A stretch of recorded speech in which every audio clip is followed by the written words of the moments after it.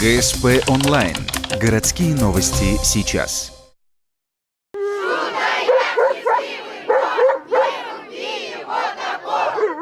В воскресенье, поселок Шудаяк. Жители вышли на субботник прибраться в окрестном бару. Да, том самом, вырубка которого ради вертолетной площадки обсуждается уже не первый месяц. Несмотря на то, что чиновники и руководители разных уровней в один голос твердят, площадку надо строить именно здесь, люди тоже не сдаются. Для них бор — это по сути место отдыха, оздоровления. Тем более, что здесь могут гулять не только больные, но и ученики местной школы, воспитанники интерната, спортсмены и многие другие.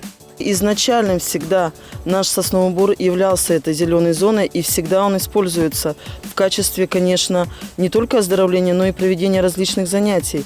И, конечно, где-то пройти еще другую территорию намного сложнее, потому как здесь и удобно для того, чтобы проводить и занятия, проводить те же самые уроки и то же самое оздоровление. Недаром все-таки больницу нашу построили рядом с Сосновым Бором, для того, чтобы, конечно, люди не только гуляли, но и отдыхали и выздоравливали.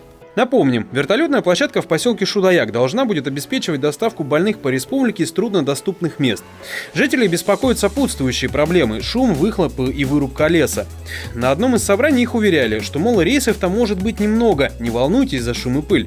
Однако, по неподтвержденной информации, доставку больных будут осуществлять частично и из Архангельской области. То есть уже объем работ больше. На республиканском и местном уровне звучит, что место для площадки – это еще и вопрос земельный.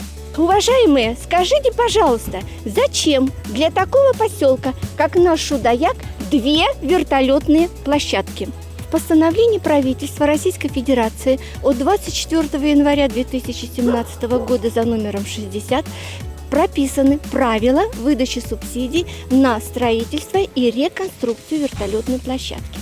То, что вертолетная площадка должна находиться непосредственно на территории Ухтинской городской больницы, не прописано. То, что вертолетная площадка должна располагаться вблизи от корпуса, не прописано.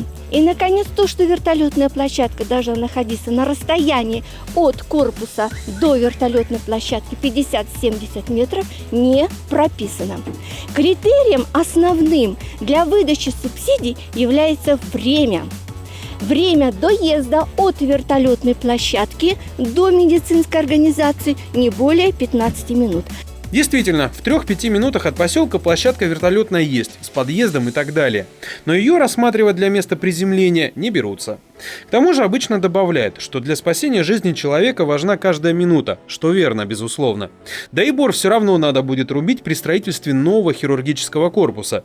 Вот только дата этой масштабной стройки обычно не уточняется, мол, когда-нибудь, как деньги будут.